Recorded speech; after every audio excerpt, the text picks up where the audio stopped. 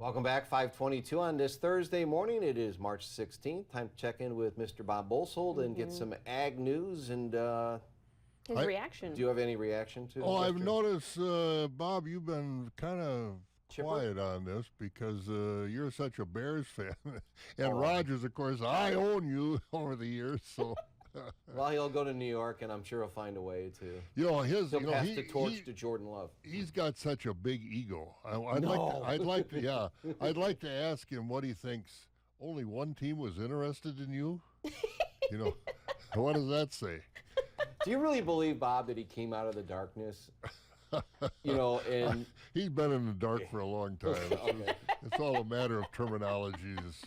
But anyway, I wish him well. He gave us a lot of thrills. There's no question about it. Great quarterback, but just a strange man, that's for sure.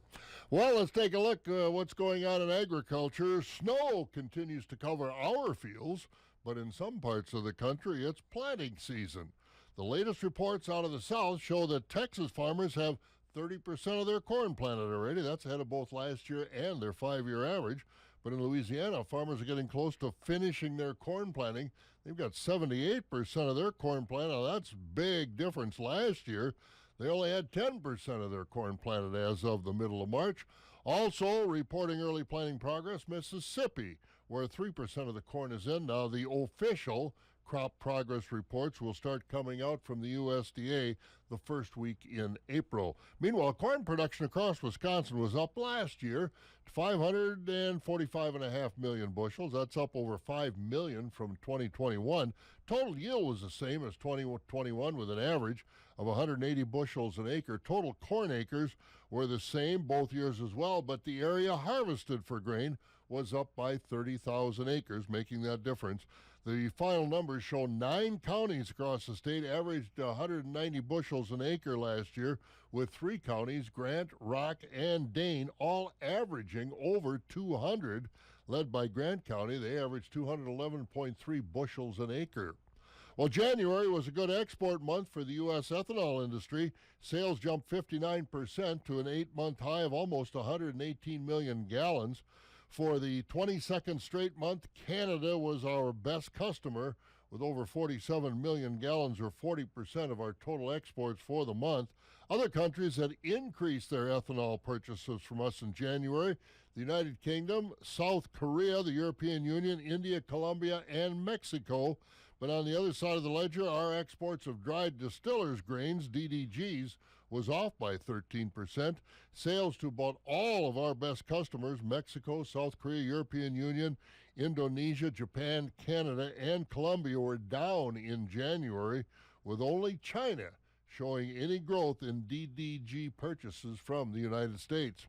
And ethanol did get a boost in the Senate earlier this week when a bipartisan group of senators introduced the Consumer and Fuel Retailer Choice Act.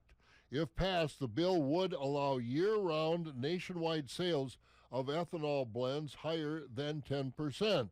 Most every senator from the Midwest from both parties has signed on to co-sponsor that bill, including Democratic Senator Tammy Baldwin of Wisconsin, but not Republican Ron Johnson. A companion bill has been introduced in the House. Let's go to the market board, where the corn market was a little higher. A sale to China yesterday. Beans were lower. Economic concerns, also the thought that maybe African swine fever is showing up again in China. That will, of course, lower their demand for beans. Corn yesterday, or overnight we should say, on the July contract up a fraction at 6.13 this morning. Wheat down 1 to 2 cents at 7.11, and July soybeans actually up 6 overnight, sitting at 14.81. Barrel and block cheese prices both went higher again yesterday, as the barrel price is up 4 3/4. Blocks at $1.96 a pound, up 3.5, and butter holding steady at $2.38. Class 3 futures were mixed. The near month were higher. March up 2, $17.97. That April price up 7 cents. May was down 19 at 18.41, as prices from May out through December were lower. And again, good luck to Whitehall tonight. Yes. Play on Alaska Luther. So 2 schools from western Wisconsin, and Chippewa Falls McDonald's tomorrow. And I like McDonald's chances. Yeah, they were there. Yeah. They didn't get in. They didn't make the tournament last year, so I think they have a lot to prove this time. Yeah, I think they worked hard. All these teams worked hard Yes. to get there. And good luck, and if you're going down, travel safely. Okay, All right, see you, see See Bob. you guys later.